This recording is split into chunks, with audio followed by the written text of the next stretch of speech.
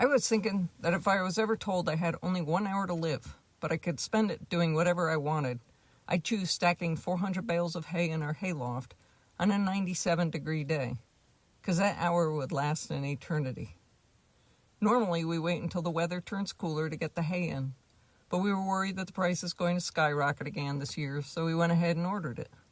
It was delivered, of course, on what turned out to be one of the hottest days of the year. When the truck arrives, we put our hay elevator on the bed of the truck where the driver can load the bales onto the conveyor that transports them up to our loft, where I stand waiting to unload them. The 50-pound bales come quickly, one after another, and it's always a struggle just to keep up.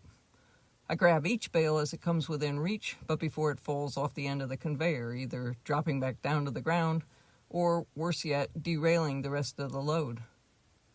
Once I've successfully grabbed the bale, I throw it to the person doing the stacking. Each bale lands with a decisive thunk.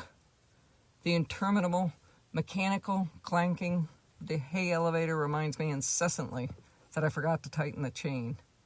And the screeching of the gear cogs lets everyone know I forgot to oil the gears. Unsuccessfully, I try to distract myself by making up lyrics that go with the screech, the clack, and the thunk. Here's what I came up with. The screech of the cog, the clack of the chain, the thunk of the bale. The screech of the cog, the clack of the chain, the thunk of the bale.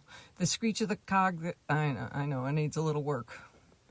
Even in the cooler weather, it's a monumental chore to get the hay in. Last year I was one stacking the bales, and even though it was a crisp November morning, I quickly overheated, so I removed my sweatshirt and hung it up inside the loft, promptly forgetting about it until the last bale was unloaded and I started cooling off again. Calculating that the sweatshirt at that point was buried about 400 bales in, and we only used 5 bales a day, I probably wouldn't see it again until sometime in late February. I was extremely pleased, however, to discover that my car keys were not in the sweatshirt pocket, which in itself would have necessitated making the hard choice between restacking the 400 bales to retrieve them or trying to convince Ann it was time to buy a new truck.